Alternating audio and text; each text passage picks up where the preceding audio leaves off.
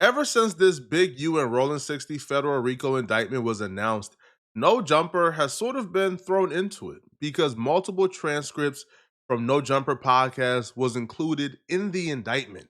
And a lot of people is naming No Jumper as culprits, naming No Jumper as a platform that instigated a lot of the beef. Adam 22 pretty much expected this would have been a brewing conversation since people has always, I mean, for as long as I've been at No Jumper, they've always attached the police allegations to No Jumper. So now that a RICO indictment happened with podcast transcripts from No Jumper, they essentially was gonna do that nonetheless. So Adam did a pretty good job at addressing those accusations fairly quickly. He took to his Snapchat to address the accusations that No Jumper is somewhat responsible for the RICO indictment of Brick Baby, Loose Cannon, and other people who have, visited No Jumper or have co-hosted or been employed by No Jumper. And he also addressed the accusations being flown out there that he was somehow cooperating with the feds. I see a lot of people saying that 22 is the reason why Brick got caught up. Hey here, 22, you know what I do. I put people in position, put them on the podcast, give them jobs, help them make legal money. A lot of the shit that people are getting caught up, especially with Brick, it's like, I'm not seeing anything that says anything about stuff that he's done in the last 2 years since he's been us, right? So, end of the day, I do employ people from the streets. And I guess, people from the streets sometimes get caught up in federal RICO indictments, whatever the is. And all I can say is that, yes, I may crack a joke here and there. I'm sorry, that's just my sick sense of humor. But end of the day, that's my boy. I'm standing with him. Loose, I got love for Loose too. We're going to be documenting this whole thing, helping him along the way, whatever it is. So anybody acting like this is because of No Jumper? No Jumper was the antidote to this bull. I've seen people point out that we conduct federal interviews. Again, I'm not even going to say you're wrong about that, bro, because we do be asking some federal questions. But those federal questions really have nothing to do with the RICO indictment because Brick Baby and Loose Cannon weren't really guests per se. Loose Cannon was at No Jumper once a month. Brick Baby was a permanent co-host. So the interview questions have nothing to do with the host. So if you're saying that No Jumper is responsible for the co-host getting indicted, then I feel like you sort of have to bring more proof. Because think about it for real. Like, what would No Jumper be able to do, or how is No Jumper responsible for, let's say, Brick Baby coming on the podcast and telling Loose Cannon that he has more bodies in their section than Loose Cannon had fades? I got more murders than you got squabbles in the hood, homies.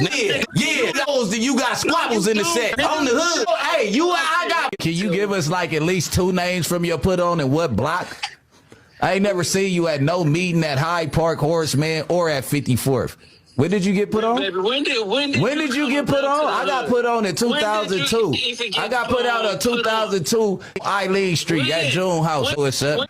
Yeah, dead homie. So when you get put on? No, you haven't, bro. You've been in man, cuz Billy was a part of my put on. Dave was a part of my put on. Oh, the dead homies. My first name was Baby Wild. He's an Izzy turned East Coast. That was the third squabble. Who did you squabble, gang? Everybody. Who? You didn't squabble everybody. You would have went home stuff. Shut your You didn't go. Hey, you come up here with 30. None of them was from 60s.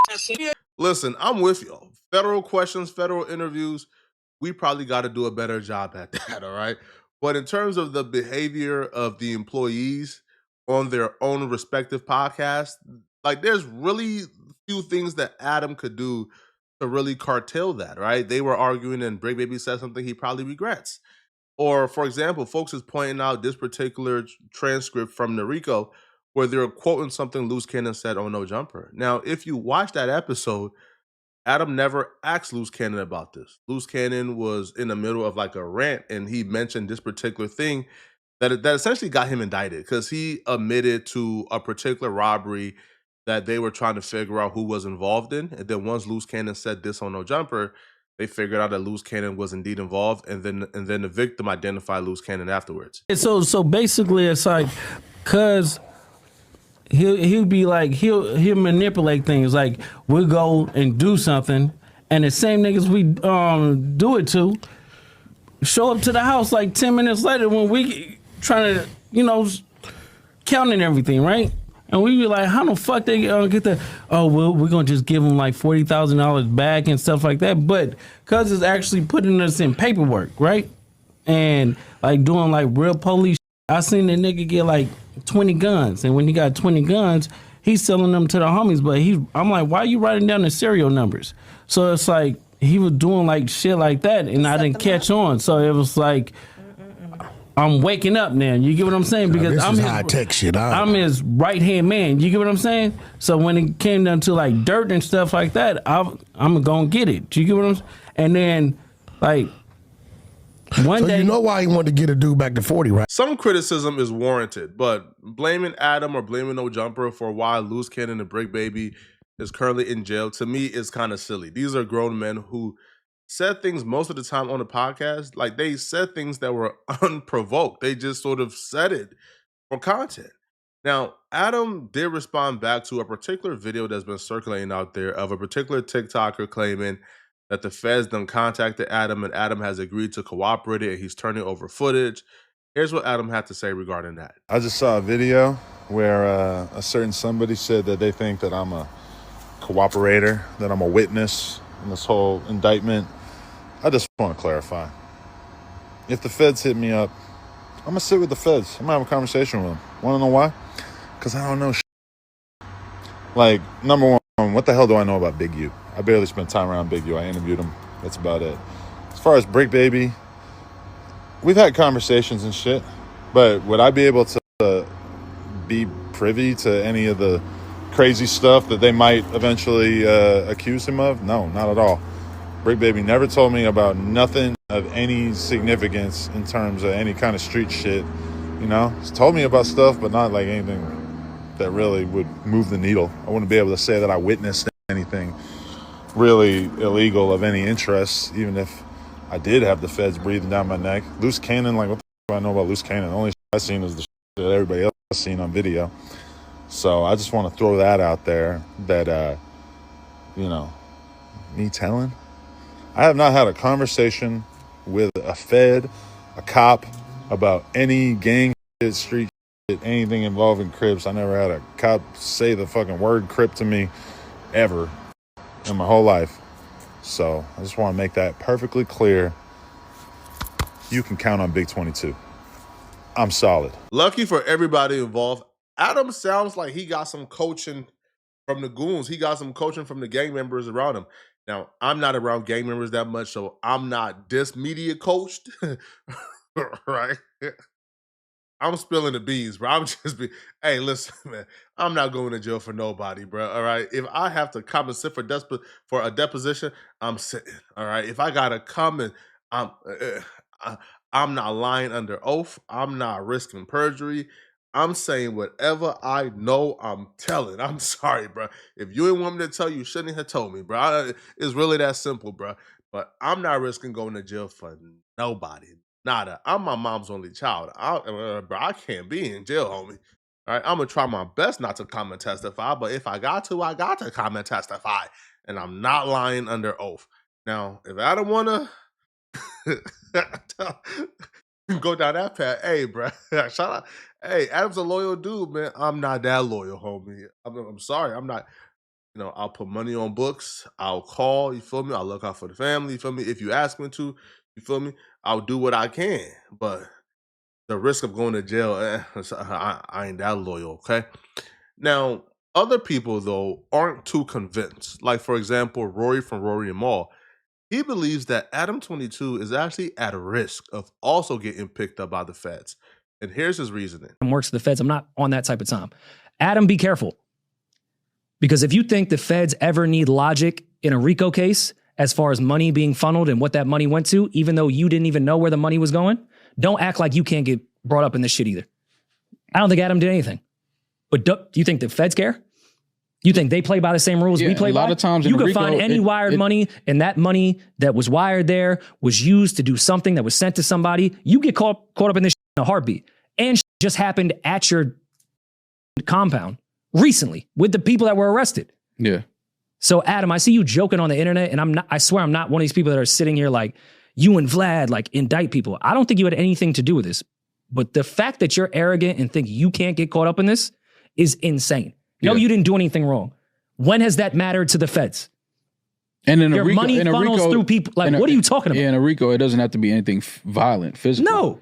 Just like you said, money, a wire sent here for an interview, anything. Even if you had nothing to do with it. Yeah, they'll tie shit together. When did that matter? Yeah, they'll tie shit together. So they're not wrong.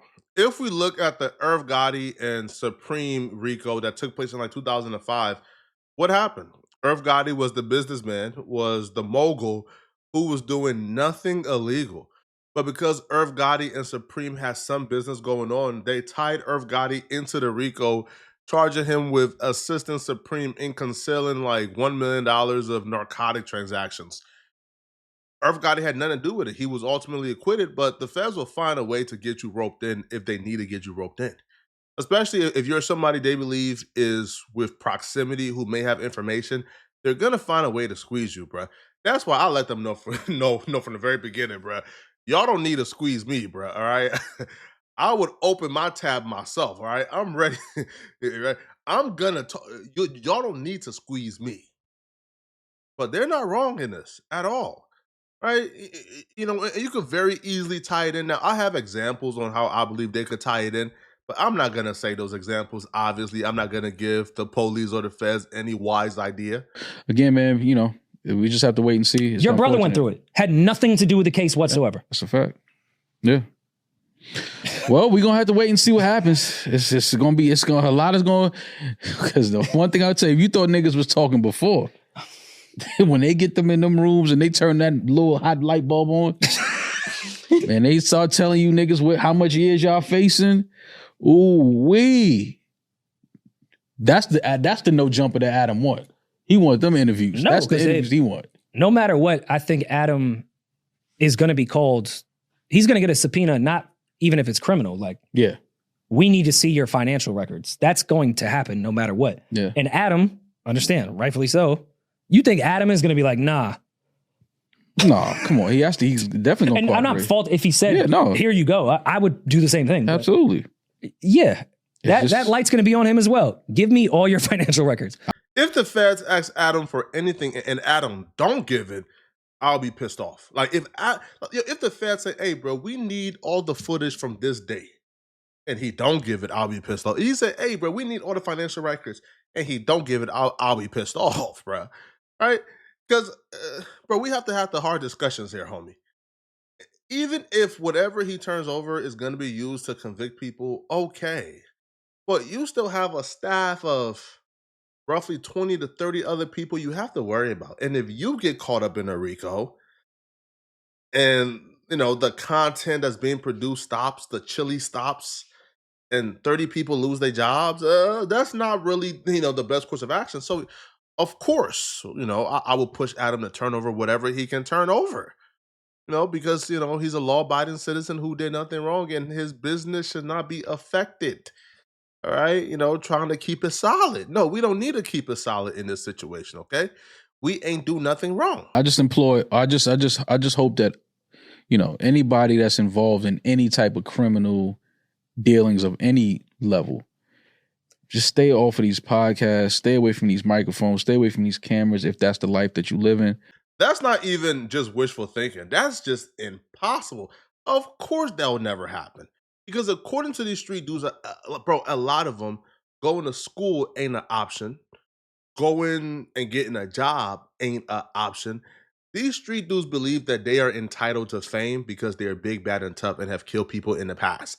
So these podcasts is how they can get their story out, get publicity, and make a career out of themselves because they all believe they deserve to be famous. So if they stay off the podcast, what would they do with their lives? If they stay off the podcast, what exactly do you expect them to do? Because they don't want to go to work. They don't want to work at Best Buy. And most of them can't because they probably have like soiled their reputation in a community to where if they do work a job at 9 to 5 and people know you're going to be here every day, you're probably going to get killed within a week of working there. So a lot of them, their only course of action is to try to get famous. And the fastest way to try to get famous is to probably hop on a podcast. But here's the thing though, right? When it comes to fame and when it comes to crime, You can't do both. So even if they stay off the podcast and do their own thing and do YouTube videos and tell their own stories, it's still going to be the same cycle. They're still going to say a little too much. And all the feds needs is an inch too much and they're coming for you. So no, that's not even an option. Now, when it comes to these podcasts, though, Tariq Nasheed has a unique theory. Tariq Nasheed believes that all these gangbangers and gangsters and street dudes that you see on these podcasts antagonizing other street dudes, dissing other street dudes on every podcast they're on, Tariq Nasheed believes that these people are actually government agents who are being sent and implemented and instilled in the culture and on these different platforms to cause chaos, right? Because when they go on these platforms and they start beef and they start this, that draws in other people. And now when other people is drawn in, the feds now can essentially, trick them out their position. So here is Tariq Nasheed's theory regarding the gangsters on these podcasts. You better watch these informants, man. Because see, a lot of these informants are getting on these podcasts, and a lot of these informants are trying to do the whole shock jock thing. And a lot of these dudes are working with them people, and that whole shock jock gangster shit, that's a new tactic to get cats hemmed up. Because what they do, they get these informants to instigate online beefs. Why? Because see, the internet, that provides a real easy trap for self-snitching. They know that social media that made it made people talk reckless. So informants can bait people into making threats, admissions, or engaging in illegal activity online. Watch these folks who are always instigating beefs. Watch these people, just random beefs, people who instigate these beefs. I want y'all to really understand what I'm saying. He's not wrong per se, because every once in a while, and you would notice this too, every once in a while, man, there's a dude who just pops up out of nowhere, antagonizing, instigating, and you ask yourself, wait, how did this dude become famous? That's because, some of these dudes, man, are working before they become YouTubers and podcasters, bro. Some of these dudes were already in the system or already government informants, and they're just coming to muddy up the waters. Like, one dude was going around town calling himself a bodyguard for various rappers. Bro, like, come to find out he lied about everything. He was calling himself, currently working with the feds to save children being trafficked. Come to find out he lied about everything. But he was actually calling real gangsters and real dudes who was really about it. He was calling them homosexuals on the internet, right? Lying about, him knowing them, lying about seeing certain things, right? But a dude like that just came up out of nowhere, right? Nobody knew he existed. And one day he's on various different podcasts and it's all connected, and he's on Cam Capone and No Jumper and Real Life Production and this and this. And you start to ask yourself, where did he come from? Dudes like that, I understand, but I feel like the bulk majority are just cloud chasers, man, or just dudes who are willing to come on platforms. They know that when you come on these platforms to leave a lasting impression, to get, invited back, you have to give up the juice. And when they and when they go on these platforms, they're willing to give up the juice in exchange for an invite back and to go viral and build their name. Because these dudes are allergic to work. And some of these dudes, man, are literally allergic, bro. Bro, you put a job application in front of them, they start breaking out in hives. That's how allergic they are to working a regular job. So to a lot of them, this is their way out. Come on the internet, talk about their hood business, talk about who they done murder, who they done kill. This is their way out. And, well, you can't blame them. So I do believe a small portion of people are indeed government workers being sent to cause chaos, but the rest of them, man, they just cloud chasing, homie. Y'all let me know in the comment section. Do y'all agree with Tariq Nasheed? Do y'all agree with Rory that Adam needs to be careful or else he may be arrested very soon along with the RICO? Or do y'all agree with Adam, man? No Jumper has nothing to do with this. Let me know in the comment section. And if you're still watching, click on this video here somewhere on my screen to find out, how Big U victim or why Big U's victim is crying in agony as she explains exactly what he did to her, allegedly. All right, I'm gonna see you guys in this video somewhere on my screen. Out of here, folks. Peace.